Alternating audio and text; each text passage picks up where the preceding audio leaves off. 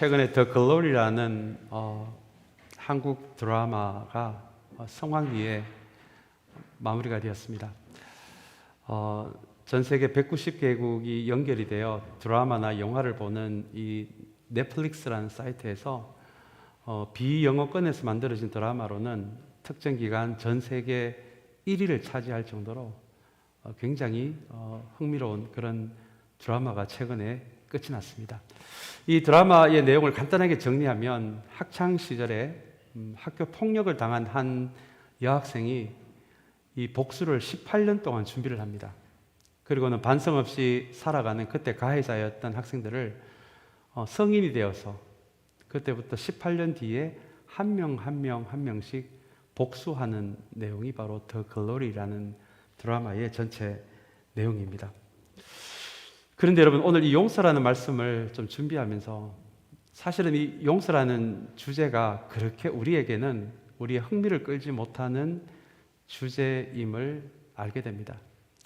이 더 글로리라는 이 드라마를 봐도 사실은 복수하는 이야기가 우리의 본능에 더 잘 맞거든요. 그래서 우리는 용서를 이야기하는 것 같지만 실제로는 우리를 힘들게 한 사람에게 복수를 하고 싶고 내 마음을 아프게 한 것만큼이 아니라 몇 배라도 더 이상으로 갚고 싶은 이 복수의 마음이 사실은 우리의 본능 안에 깔려져 있습니다.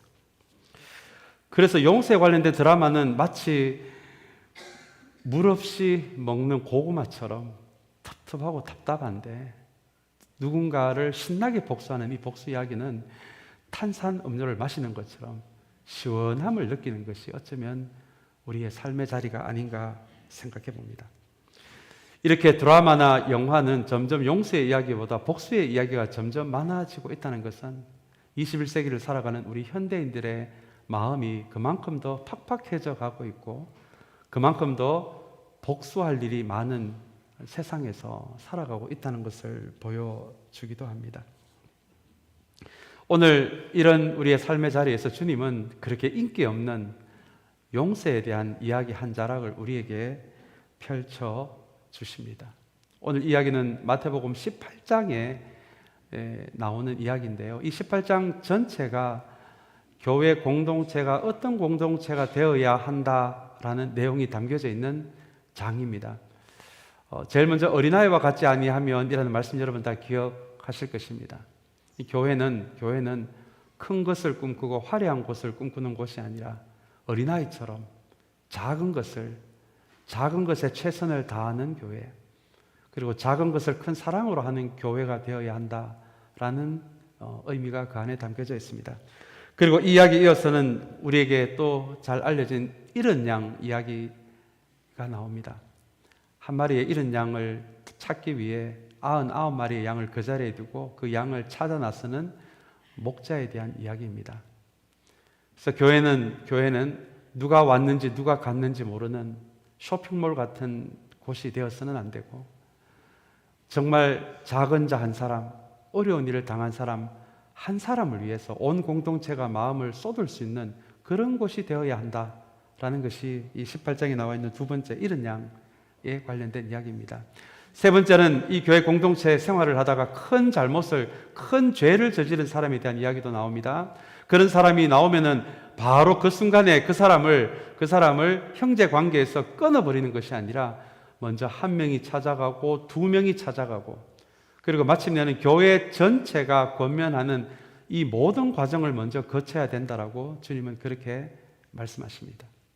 그리고 이 이야기에 이어서 오늘 본문에 나오는 용서에 대한 이야기가 이어집니다.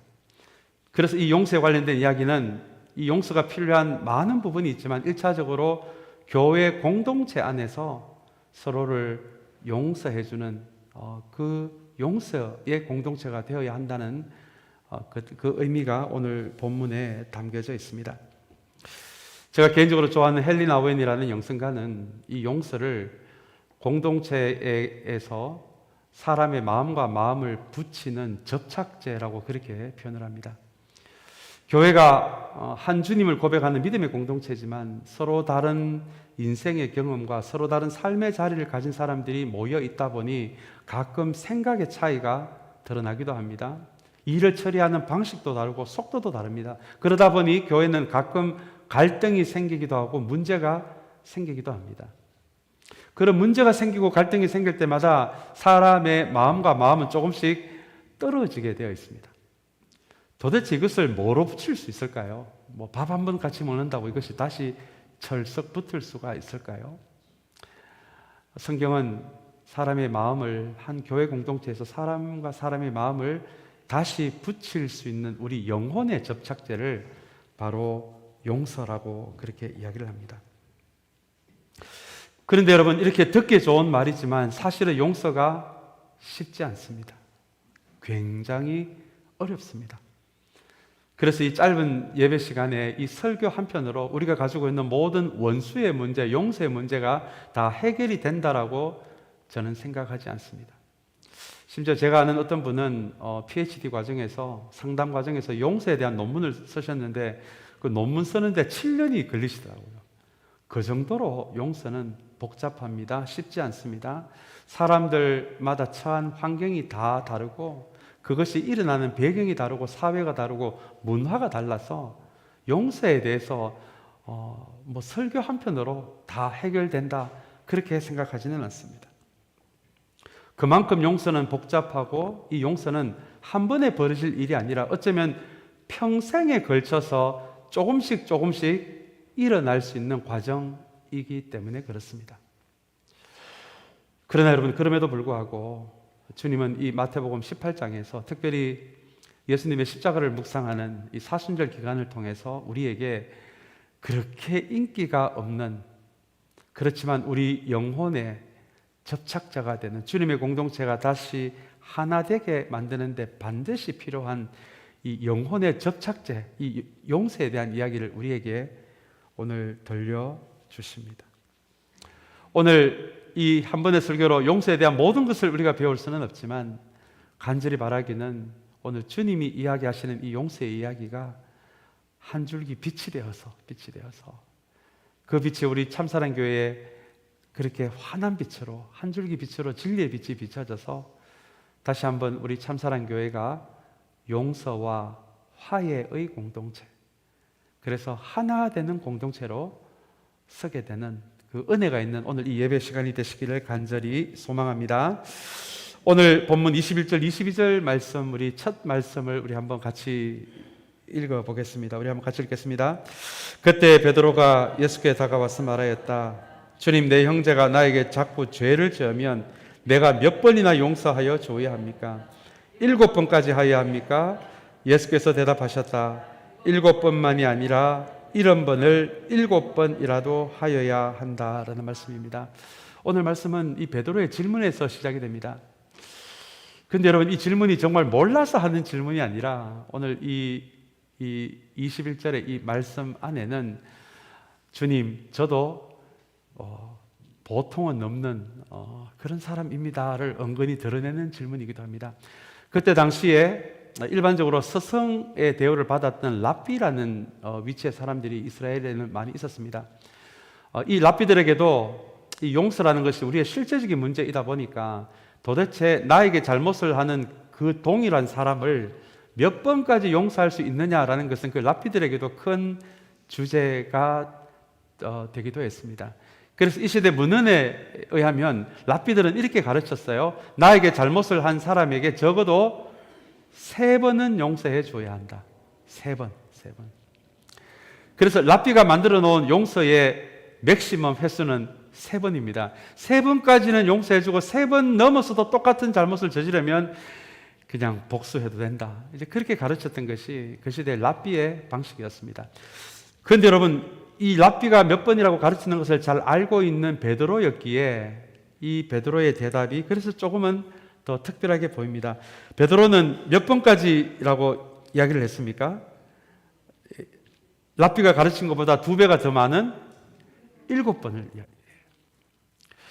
그래도 스승이라고 불리는 랍비는 3번이라고 말했는데 주님, 그래도 제가 주님을 몇 년 따라다닌 그것을 감안해서 제가 이만큼 자랐습니다라는 의미로 7번까지 하면 됩니까?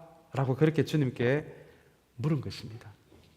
주님, 저는 이 정도면 저 괜찮은 사람 아닙니까? 저 괜찮은 사람이 되지 않았습니까? 그것을 좀 보여주고 싶은 그 마음이 담겨진 것이 7번까지 하면 되겠습니까? 라는 질문의 내용입니다. 여러분, 우리는 베드로처럼 이렇게 용서를 횟수로 표현하는데 우리 대부분은 익숙합니다. 가끔 가다가 제 친구 중에 그런 친구가 있었어요. 한 번은 봐준다, 한 번은 봐준다. 예, 그 친구에게 용서의 횟수는, 같은 잘못에 대한 용서의 횟수는 단 한 번이었습니다. 제가 아는 조금 유머 감각이 탁월한 목사님이 한 분 계셨는데, 이분이 뜬금없이 유도를 배우고 계시더라고요. 이렇게 이런 분야에 대해서는 관심이 없는 분이신데 갑자기 유도를 배우고 계셔서 제가 궁금해서 그분께 여쭸거든요. 아니, 왜 갑자기 유도를 배우십니까? 아니, 요즘 나를 좀 힘들게 하는 교인이 있는데 주님이 오른뺨을 때리면 왼뺨까지는 대주라고 했었으니 2번까지 괴롭히는 건 봐주는데 3번째 뺨을 때리면 그 자리에 멱살을 잡고 집어 던지려고 유도를 배우고 있다고 하시더라고요. 예. 그분에게 용서의 횟수는 2번이었습니다. 2번까지는, 오른뺨, 왼뺨까지 2번이었습니다. 그렇게 우리는 일반적으로 용서를 이야기할 때 횟수로 이야기하는 것이 익숙합니다. 1번은, 2번은, 3번까지는. 그리고 베드로는 그래도 주님을 좀 따라다녔다고 내가 7번까지는. 그렇게 우리는 횟수로 용서를 이야기하곤 합니다. 그런데 여러분, 이 베드로의 질문에 대답하시는 주님의 대답이 놀랍습니다. 주님은 몇 번을 하라고 지금 말씀하실까요? 70번을 7번이니까 몇 번입니까? 490번이죠. 490번. 이걸 곱하기로 본다면. 그런데 어떤 분은 이것을 주님의 말씀 액면 그대로 받아서 490번까지는 용서해 주지만 491번부터는 내가 복수하겠다. 여러분, 그렇게 생각하신다면 이 말씀을 잘못 이해한 것입니다. 이스라엘 사람들에게 이 7이라는 숫자는 완전수에 해당되거든요. 그래서 이 7이 들어가면은 이것은 특정한 숫자가 아니라 무한대의 숫자를 의미합니다. 그렇다면 주님은 딱 490번까지만 용서하라는 것이 아니라 용서의 횟수를 두어서는 안 된다라는 의미가 되는 것이 70번을 7번이라는 말씀의 의미입니다. 그런데 여러분, 이렇게 주님께서 이야기하시는 용서의 횟수를 두어서는 안 된다라는 말씀을 들으니까, 얼핏 들으니까 참 좋은 말씀 같은데 또 가슴이 답답해지지는 않습니까? 도대체 나를 힘들게 하는 저 사람을 언제까지 참아 주어야 하느냐? 이것은 용서에 대한 굉장히 실제적인 문제이기 때문에 그렇습니다. 이 자리에서 제가 이렇게 주님의 말씀을 묵상하고 연구해서 설교로 들려드리는 목회자의 길을 가고 있는 저지만, 저도 지금 아직 해결되지 않는 원수 한 명이 있습니다. 제가 아는 어떤 어르신이 그러시더라고요. 남자 나이 40, 50을 넘으면 해결 안 되는 원수 한두 명은 다 마음에 키우고 산다. 그 말이 제가 이제 무슨 말인지 좀 알 것 같습니다. 평소에는 잘 생각이 안 나요. 바쁘게 사역을 하다 보면 생각이 잘 안 납니다. 그러나 새벽 2시에 빗소리에 불현듯 깰 때가 있지 않습니까? 그때 눈을 딱 떴을 때 갑자기 그 원수 얼굴이 떠오르면서 부르르 떨리기도 합니다. 그리고 나를 이렇게 힘들게 한 이 사람, 아직도 반성하지 않는 이 사람을 조금은 어떻게 하면 복수를 할까라는 생각이 쑥 지나가기도 하고요. 어떨 때는 이 인생을 하나님이 좀 잘 안 풀리게 해줬으면 좋겠다. 내가 당한 것보다 몇 배 더 심하게 복수를 당했으면 좋겠다. 누군가로부터. 그런 생각이 불현듯 지나가기도 합니다. 그런데 여러분, 이 성경을 통해서 용서를 연구하는 영성가들은 이 용서는 1차적으로 남을 위한 것이 아니라, 가해자를 위한 것이 아니라 나를 위한 것이라고 이야기합니다. 왜냐하면 이 마음에 미움이 쌓일수록, 분노가 쌓일수록, 정오심이 쌓일수록, 복수심이 쌓일수록 마음이 닳아서 없어지고 영혼이 닳아서 없어지는 것은 바로 나 자신이기 때문에 그렇습니다. 그래서 이 정오심이, 미움의 마음이, 복수하는 마음이 내 마음에 굳건하게 자리 잡지 않도록 그래서 일상의 나의 삶에 영향을 주고 내 마음에 영향을 주고 내 영혼에 영향을 주는 일이 없도록 1차적으로 남을 위해서가 아니라 가해자를 위해서가 아니라 먼저 나를 위해서 용서하라고 그렇게 이야기를 합니다. 그렇다면 여러분, 이것을 이렇게 이해를 함에도 불구하고 도대체 어떻게 해야 70번을 7번까지 용서할 수가 있습니까? 여러분, 이것은 무엇을 의미할까요? 한 사람에 대해서 70번을 7번까지 용서하라는 이 말씀은 그 사람이 그래도 주님 안에서 삶이 조금이라도 지금보다는 나은 사람이 될 수 있다는 그 생각을 결코 포기하지 말라는 의미가 되기도 합니다. 왜냐하면 490번을 우리는 참아줘야 하니까요. 그래서 우리에게 큰 상처를 준 사람을 그냥 속으로 바로 차가운 선을 긋지 말고 70번을 7번씩 용서하라는 이 말씀은 그래도 이 사람이 지금보다는 더 나은 사람이 될 수 있다. 주님 안에 있다면. 그러면 여러분, 우리가 도대체 실제적으로 무엇을 해야 그 사람을 70번을 7번까지 용서할 수가 있겠습니까? 저는 이것을 묵상하다가 어느 순간에 저의 원수 한 명을, 그 사람을 하나님 손에 올려놓기를 시작했습니다. 제가 제 마음속에만 데리고 있으니까 자꾸 부들부들 떨려서 어느 순간부터는 제가 저의 영혼이 망가지지 않도록 하나님 손에 그 사람을 맡기기를 시작했거든요. 제가 아니라 하나님이 그 사람을 다스려 주시도록, 하나님이 그 사람을 좀 깨닫게 해 주시도록, 하나님이 그 사람을 좀 만들어 가실 수 있도록, 마침내는 하나님이 그 사람도 그 삶을 좀 인도하셔서 이렇게 남들에게 상처 주는 삶보다는 더 나은 삶을 살아갈 수 있도록 그 사람을 위해서 기도하는 자리에 들어가서 그 사람을 하나님 손에 맡기기를 시작하니까 제 마음에 조금씩 미워하는 마음이 줄어들더라고요. 여전히 그 사람이 제 머리에서 제 기억에 있지만 이제는 저의 삶에 더 이상 영향력을 미칠 수 없는 수준까지는 온 것 같습니다. 여러분, 어쩌면 이것이 70번을 7번까지 용서하라는 것이 내가 지금 내 힘으로 그 사람을 용서할 수 없다면 어쩌면 그 사람을 하나님의 손에 올려놓아라, 맡겨라 라는 그 말씀으로 우리가 이해할 수도 있을 것 같습니다. 오늘 주님께서 들려주시는 이 용서에 대한 이야기, 아마 첫 번째 핵심 메시지가 바로 이 부분일 것 같습니다. 여러분, 지금 내가 용서할 수 없는데 억지로 내가 어떻게 용서할 수가 있겠습니까? 그러나 주님의 말씀처럼 용서의 삶을 시작하는 것이 정말 주님께서 우리에게 원하시는 삶이라면 우리가 적어도 우리를 힘들게 한 우리 마음속에 아직도 키우고 있는 원수가 있다면 여러분, 그 사람을 오늘부터라도 주님의 손에 올려놓게 되기를 간절히 소망합니다. 그것부터 시작하시면 됩니다. 그것부터. 그래서 미움의 마음이, 정오심의 마음이, 적대감이 내 영혼을 갉아먹지 않도록 그렇게 우리 자신을 먼저 지킬 수 있는 우리 모두가 되시기를 간절히 소망합니다. 그리고 이어서 이제 한 왕에게 큰 빚을 진 사람의 이야기를 시작하십니다. 우리 23절, 24절 말씀 한번 같이 읽어볼까요? 우리 한번 같이 읽겠습니다. 그러므로 하늘나라는 마치 자기 종들과 샘을 가리려고 하는 어떤 왕과 같다. 왕이 샘을 가리기 시작하니 10,000달란트 빚진 종 하나가 왕 앞에 끌려왔다라는 말씀입니다. 주님은 뜬금없이 왕 이야기를 하세요. 아마 이 이야기 끝에 가시면 아마 여러분 발견하실 것 같습니다. 여기 나오는 왕은 하나님을 의미합니다.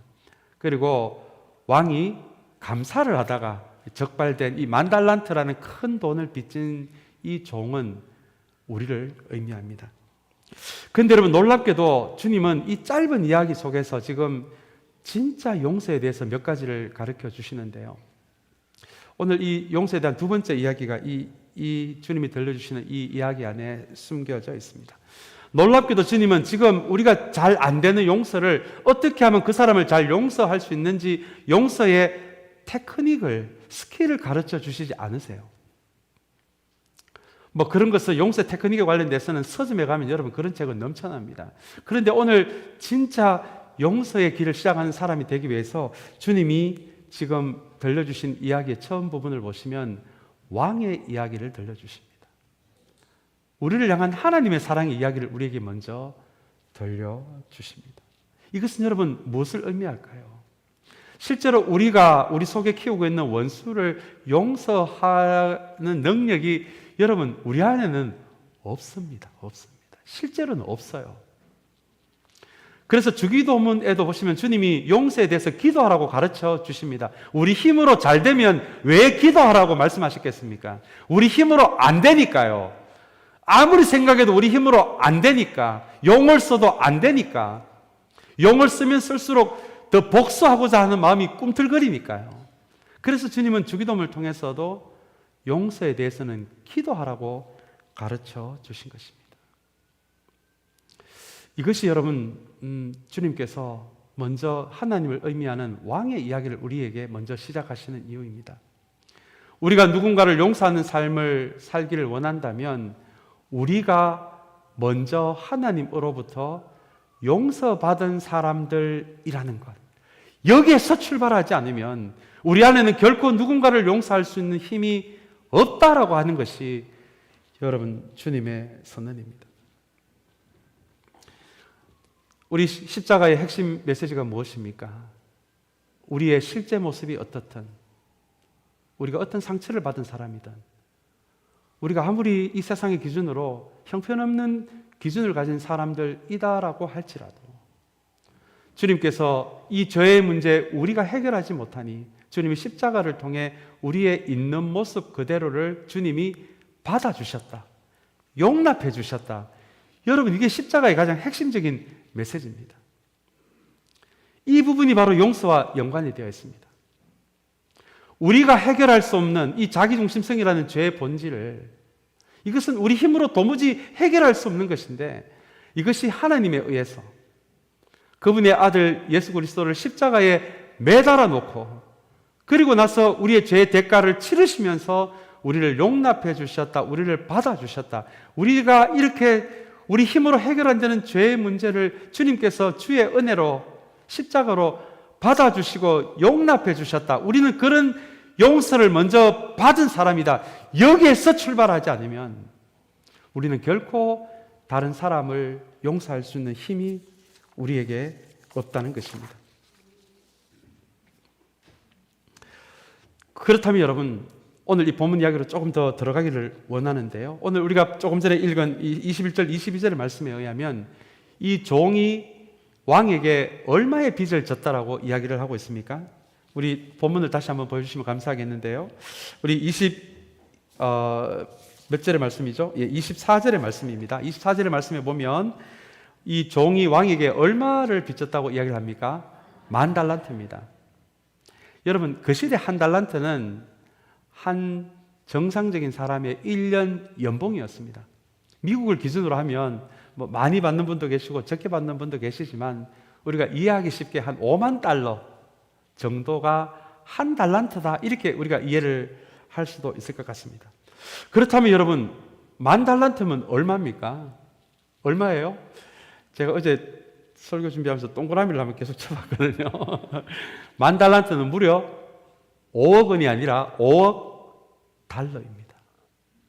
도대체 이 종이 무슨 잘못을 했기에 5억 달러의 피해를 왕에게 입혔을까요? 그리고 주님은 이 용서에 대한 이야기를 하시면서 그냥 왕에게 그저 뭐 10만 달러 정도 이렇게 빚을 졌다, 피해를 끼쳤다라고 이렇게 이야기하실 수도 있는데 왜 주님은 무려 5억 달러, 평생을 일을 해도 이 갚을 수 없는 돈이지 않겠습니까? 왜 주님은 5억 달러라는 큰 규모의 돈을 빚졌다라고 그렇게 이야기를 하고 계실까요? 이 5억 달러가 그 종이 갚을 수 없는 돈이라는 것을 의미하고 왕이 하나님을 의미하고 종이 우리를 의미한다라면 이 10,000달란트는 우리 힘으로 해결할 수 없는 자기중심성이라는 죄의 본질을 의미합니다. 성경은 이 죄의 본질을 자기중심성이라고 합니다. 우리 토요일에 우리 함께 나눈 말씀처럼 자기중심성은 내 마음의 중심에 하나님이 계시지 않고 하나님이 있어야 할 자리에 나라는 내가 있는 것을 의미합니다. 그렇다면 내 인생의 주인이 내가 되는 것이죠. 주님을 의지하고 주님께 연결되어 살아가는 것이 아니라 전적으로 내 힘으로만 살아가는 인생, 이것이 자기중심성의 인생입니다. 그리고 이것을 성경은 죄의 본질이라고 이야기합니다. 왜냐하면 여기서 나오는 죄의 영향력이 어마어마하기 때문에 그렇습니다. 성경에 보니까 자기중심성을 가진 아담과 하와에게 제일 먼저 벌어진 일은 하나님과의 관계가 끊어지는 일이었습니다. 그리고는 배우자인데 서로 부부 사이가 깨어지기를 시작합니다. 온통 선악과를 먹은 블레임을 상대방에게 뒤집어 씌우기를 시작합니다. 여러분, 교회 공동체도 마찬가지입니다. 이 자기중심성은 다른 말로 하면 나라는 감옥 안에서 살아가는 인생이거든요. 나라는 감옥 안에 철저하게 갇혀진 채로 교회 공동체에서 서로 교제를 하다 보면 여러분, 그 관계가 극히 얕은 관계가 될 수밖에 없습니다. 자기중심성으로 여러분 사람과 교제를 해보기를 시작해 보십시오. 결국은 상대방을 이용하게 됩니다. 결국은 서로서로의 관계가 계산적인 관계가 될 수밖에 없습니다. 자연과의 관계도 마찬가지입니다. 자기중심적인 사람이 어떻게 자연을 보호하겠습니까? 자신의 이기적인 그 이익을 위해서 자연을 망치는 일도 서슴지 않습니다. 심지어 이 자기중심성이 있는 사람은 하나님이 만드신 진짜 나와의 관계도 깨어집니다. 열등감, 온갖 낮은 자존감, 이것이 자기중심성이라는 죄의 본질이 우리에게 실제로 미치는 영향들입니다. 성경은 우리의 인간의 이 자기중심성에 의해서 하나님이 헐터당하는 이야기가 참 많이 나옵니다. 하나님이 마음 아파하세요. 괴로워하십니다. 이것이 이 종이 왕에게 끼친 5억 달러 정도나 되는 그 종이 해결할 수 없는 빚이 5억 달러인 것처럼 우리도 우리 힘으로는 해결하지 못하는 이 자기 중심성의 문제로 하나님께 온갖 헐터와 상처와 그분의 마음을 아프게 하는 그것이 우리 힘으로 해결하지 못하는 이 죄의 문제입니다. 여러분, 1절에 한번 제가 그런 예를 들었습니다만은 상처를 이해하는 것도 우리는 자기중심적이더라고요. 1절에 한번 말씀드린 대로 우리 조금은 큰 교회에서 제가 아는 그 목사님 예배를 드리면서 그런 질문을 했다고 합니다. 여러분들 교회 다니면서 한 번이라도 상처받은 사람 손 들어보세요. 거의 다 손을 들더랍니다. 손을 내리시고. 그러면 내가 교회 안에서 한 번이라도 상처 줬다라고 생각하는 사람 손 들어보세요. 몇천 명 가운데 2명, 3명밖에 없더랍니다. 여러분, 이게 도대체 어떻게 된 일입니까? 왜 교회는 상처 준 사람은 없는데 상처 받은 사람들은 이렇게 많이 있습니까? 상처도 자기중심적으로 생각하거든요. 내가 남한테 받은 것은 상처고 내가 남한테 준 것은 이거 정당한 방어라고 생각하거든요. 나의 말이, 나의 행동 하나가 남에게 상처를 줄 수 있다는 생각을 우리는 잘 하지 못합니다. 그만큼 자기중심성으로 똘똘 뭉쳐있기 때문입니다. 나라는 감옥 안에 그렇게 갇혀있기 때문입니다. 그렇다면 이 죄의 문제를 어떻게 해결을 하셨을까요? 지금은 그 종을 불쌍히 보는 왕이 그 종의 빚을 탕감해 준 것처럼 이 탕감해 주는 말씀이 27절의 말씀이 나오는데 이 말씀을 가만히 보시면 하나님이 우리를 어떻게 용서하신지가 나와 있습니다. 우리 27절 말씀 한번 볼까요? 27절 말씀을 한번 같이 읽겠습니다. 주인은 그 종을 가엾게 여겨서 그를 놓아주고 빚을 없애주었다. 네. 왕은 그 종에게 복수하지 않았어요. 왕이 하나님이라면 여러분 자기중심성으로 똘똘 뭉쳐 살아가는 우리에게 하나님이 복수하시는 하나님이라면 여러분, 우리는 지금 어떻게 되어 있을까요? 그런데 오늘 27절의 말씀을 보면 그 종을 왕이 가엾게 여겼다. 이것은 하나님이 자기중심성이라는 감옥 안에서 빠져나오지 못한 채 그렇게 살아가는 우리들을 불쌍히 여기셨다는 의미가 됩니다. 그리고는 이어서 그를 놓아주고 빚을 어떻게 했다고요? 없애주었다. 여러분, 돈 많은 왕이니까 이게 쉬웠겠지라고 생각하시면 여러분 잘못 생각한 것입니다. 5억 달러입니다. 달러로 하면. 이것은 누군가를 용서한다는 것은 그 사람이 갚아야 할 돈, 그 사람이 져야 할 짐을 내가 진다는 의미가 됩니다. 내가 그 사람의 모든 잘못을 떠안는다는 의미가 됩니다. 여러분, 주님이, 하나님이 우리를 어떻게 용서하셨습니까? 하나님은 전능하신 분이니까 너희 죄를 용서한다라는 그 말 한마디에 우리가 다 그 용서가, 우리의 죄가 없어지는 그런 방식이었습니까? 여러분, 그렇게 되지 않고요. 그게 하나님의 성품이 아니시잖아요. 그러면 그게 하나님의 정의와 하나님의 거룩함에 어긋나는 방식이 아니겠습니까? 그래서 왕이 그 종을 용서할 때는 그 5억 달러의 그 손해를 그 왕이 다 끌어안는 것처럼 하나님께서 우리를 용서하신다는 것은 그냥 용서하시는 것이 아니고 우리의 죄에 대한 대가를 그분이 지불하시고 우리를 용서하셨다는 의미가 됩니다. 여러분, 그것이 바로 예수 그리스도가 아닙니까? 우리를 그냥 용서하신 것이 아니고 자신의 사랑하는 아들을 십자가에 매달아 놓고 우리의 모든 죄의 영향력과 결과들을 그분이 모두 다 떠안으심으로 우리를 용서하셨다는 것입니다. 여러분, 이것이 용서에 대한 두 번째 핵심 메시지입니다.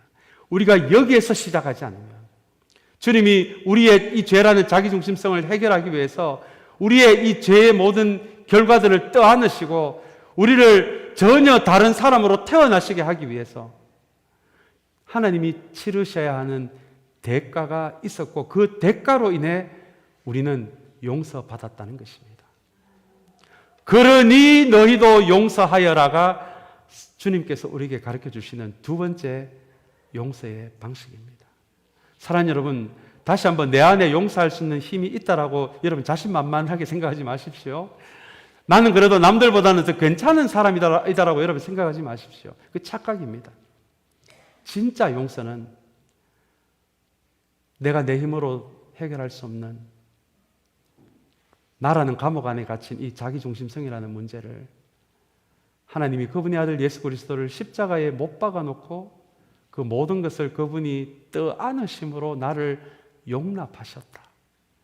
여러분, 거기에서 시작하셔야 비로소 나에게 잘못을 한 사람들을 나도 모르게 내 안에 키우고 있는 원수 한두 명을 마침내는 하나님 손에 올려놓을 수 있는 그 용서에 대한 믿음과 용기가 출발이 된다는 것입니다.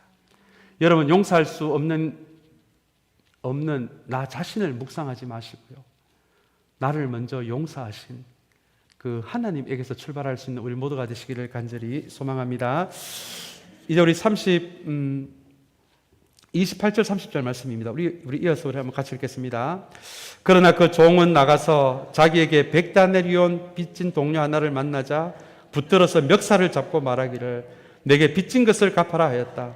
그러나 그는 들어주려 하지 않고 가서 그 동료를 감옥에 집어넣고 빚진 돈을 갚을 때까지 갇혀있게 하였다라는 말씀입니다. 여기 나오는 100다나리온은 달러로 하면 약 $10,000 정도 되는 돈입니다. 여러분, 이것도 적은 돈이 아니죠. 그러나 문제는 본인은 얼마를 탕감받았습니까? 5억 달러를 탕감받았는데 $10,000 빚진 사람을 어떻게 이렇게 대할 수가 있습니까? 여러분, 어쩌면 이것이 주님께서 이 이야기 안에 숨겨놓으신 주먹 한 방이 될 수 있습니다. 그 주먹 한 방은 바로 이 사람이 우리일 수도 있다라는 주먹 한 방입니다. 이 사람은 자기 힘으로 해결할 수 없는 무려 5억 달러어치 같은 자기 중심성을, 이 죄의 문제를 해결을 받았는데, 그러나 그 이후의 삶은 전혀 변한 게 없어요. 우리가 예배 자리에서는 은혜롭게 찬양하고 말씀 듣고 기도하지만, 그리고 주님의 용서에 대해서 감사하고 은혜에 감사하지만, 그러나 이 교회 바깥에서는 정말 은혜도 모르고 용서를 모르는 차가운 사람으로 혹시 우리가 살아가고 있다면 바로 이 다른 사람을 용서하지 못하는 5억 달러를 탕감받으면서도 10,000달러를 빚진 사람을 용서하지 못하는 이 사람이 바로 너희일 수도 있다 라는 메시지가 이 안에 담겨져 있습니다. 사랑하는 여러분, 우리는 사순절을 보내고 있습니다. 십자가를 통해 선포된 은혜와 용서가 십자가의 핵심이라면 오늘 다시 한번 우리 이 다른 사람을 용서하지 못하는 이 종의 모습을 보면서 우리는 하나님께 용서받은 것을 당연히 생각하며 혹시 나는 나의 마음을 아프게 하는 이 공동체 안에서 내 심기를 상하게 하는 그 한 사람은 용서하지 못하는 삶을 살고 있지는 않는지 그것을 돌아보는 우리의 삶의 자리가 되시기를 간절히 소망합니다. 이제 우리 마지막으로 33절, 35절 말씀 우리 한번 같이 읽겠습니다. 내가 너를 불쌍히 여긴 것처럼 너도 내 동료를 불쌍히 여겼어야 할 것이 아니냐. 너희가 각각 진심으로 자기 형제 자매를 용서해 주지 않으면 나의 하늘 아버지께서도 너희에게 그와 같이 하실 것이다. 여러분, 이거 그냥 아멘 할 말씀이 아닙니다. 굉장히 무서운 말씀이에요. 잘 생각해 보시고 아멘 하셔야 됩니다. 이게 무슨 이야기입니까? 나는 하나님께 용서받은 사람인데 내가 만약에 이 공동체 안에서 누군가를 용서하지 못하면 주님이 어떻게 한다고 지금 말씀을 하고 계십니까?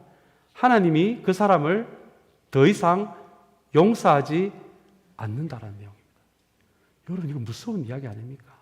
창녀도 용서하시고 살인자도 용서하시고 형편없는 삶을 살았던 모든 사람들을 품어주시고 용서하시는 하나님이신데, 그런데 하나님께 이미 용서를 받은 사람이 교회 공동체 안에서 내 마음을 힘들게 하는 그 한 사람을 용서하지 않는다면, 5억 달러를 탕감받으면서 10,000달러 빚진 사람을 용서하지 못한다면 우리 하늘 아버지께서 그 사람을 다시는 용서하지 않겠다라고 하시는 무서운 말씀입니다. 여러분, 어쩌면 이것이 주님께서 우리에게 들려주시는 세 번째 용서의 의미입니다. 우리 힘으로는 할 수 없지만 주님이 용서하라고 하셨으니 우리 마음에 내키지 않더라도 억지로라도 용서하지 않으면 하나님이 너를 다시는 용서하지 않겠다라고 하는, 그래서 우리가 좀 힘들더라도 용서의 삶을 시작해야 한다. 그렇지 않으면 너를 용서하지 않는다라는 무서운 말씀이 방금 우리가 읽은 말씀입니다. 우리 폴란드 이야기를 하나 마치하고 이제 이 말씀을 맺고자 합니다. 우리 2차 세계대전이 끝난 이후에 이 가해자인 독일에서 이 기독교 단체가 피해자인 이 폴란드를 방문한 이야기가 있습니다. 우리 필립 얀시라는 기독교 소설가의 책에 기록된 이야기인데요. 무려 독일 나치들에 의해서 폴란드가 600만 명의 폴란드 사람들이 죽었습니다. 이 엄청난 범죄죠. 엄청난 범죄죠. 그래서 이 정부가 시작하기 전에 기독교 단체, 독일에 있는 기독교 단체가 먼저 사절단을 꾸려서 10년 만에 폴란드에 파송을 했습니다. 사절단을 보냈습니다. 그리고 우리 독일이 저지른 죄를 사죄하니까 용서해달라라는 그 이야기를 폴란드 기독교 대표들이 모인 자리에서 하게 됩니다. 그런데 거기서 많은 이야기가 오고 갔지만 결론적으로 폴란드 기독교 대표가 그 대표되는 사람이 결론을 내린 것은 아직은 용서하지 못한다였습니다. 그때 흘린 죽은 사람의 피가 아직도 광장의 돌에 시뻘겋게 묻어 있는데 60명도 아니고 6,000명도 아니고 600만 명이 죽었는데 어떻게 우리가 이렇게 쉽게 용서할 수 있느냐라고 이야기를 합니다. 그리고 나서 그래도 기독교 단체들이 모였으니까 주기도문으로 이 모임을 마치자라는 어떤 사람의 제안에 양쪽 대표들이 모여서 주기도문을 시작합니다. 근데 여러분, 주기도문을 하는 과정에서 한 부분에서 멈추게 됩니다. 그 부분이 바로 우리가 우리에게 잘못한 사람을 용서하여 준 것 같이 우리 죄를 사하여 주시고 라는 부분이었습니다. 아마 성령께서 멈추신 것이 아닌가 생각해 봅니다. 그리고 서로 용서를 못했지만 독일 대표들도 폴란드 대표들도 진짜 하나님의 말씀을 하나님 말씀으로 생각한 사람들이 아니었나 생각해 봅니다. 그래서 겉으로는 이건 도저히 용서할 수 없는 건데 용서하라는 주님의 말씀에 딱 부딪힌 거예요. 주기도문을 외우면서. 그러자 약속이 난 듯이 주기도문이 중간에서 중단이 되었습니다. 중단이 되었습니다. 그리고는 한참의 침묵이 지난 후에 이 폴란드 쪽의 기독교 대표가 이렇게 이야기를 합니다. 우리 힘으로는 용서할 수 없습니다. 우리 의지로는 용서할 수 없습니다. 그러나 주님이 주님의 말씀에 용서하라고 하시니 주님의 말씀에 의지하여 주님이 힘 주실 줄 믿고 용서를 시작하고자 합니다. 여러분, 여기에서 시작된 이 양적 기독교의 만남이 지금까지도 이어지고 있다고 합니다. 사랑하는 여러분, 성경이 가르쳐주는 용서는 우리 힘으로 하는 용서가 아닙니다. 우리 힘으로는 할 수 없지만, 우리의 본성으로는 할 수 없지만 주님이 용서하라고 하시니, 그리고 용서하라고 하셨으며 용서할 힘도 주님께서 주실 줄로 믿고 그렇게 시작되는 것이 오늘 주님께서 우리에게 가르쳐 주시는 이 용서의 삶을 시작하는 우리 공동체의 삶이라는 이 세 번째 의미가 이 안에 담겨져 있습니다. 어떤 영성가는 우리 크리스천의 용서를 망원경 용서라고 합니다. 멀리서 보이는 아프리카 사람들은 다 용서할 것 같은데 내 옆에 있는 가까운 사람들은 용서할 수가 없는 우리 크리스천의 모습을 망원경 사랑이라고 합니다. 사랑하는 여러분, 이제 우리 이 사순절 기간을 보내면서 오늘 주님께서 들려주신 이 짧은 이야기지만 다시 한번 주님의 손 위에 올려놓는 용서, 우리를 용서하신 그 용서에서 시작되는 용서, 주님이 용서하라고 하셨으니 용서할 힘도 주실 줄 믿고 주님의 말씀에 의지하며 시작되는 용서 가운데 비로소 참된 용서가 시작된다라는 그 말씀을 기억하시면서 사랑하는 여러분, 우리 참사랑교회 다른 어떤 공동체보다도 용서하고 사랑하고 이해하고 화해하는 공동체가 되어서 다시 한번 이 사순절의 기간 우리 공동체의 모든 사람의 마음을 하나로 붙게 하는 이 영혼의 접착제, 그 용서의 길을 시작하는 우리 공동체가 되시기를 간절히 소망합니다. 우리 다 같이 기도하겠습니다.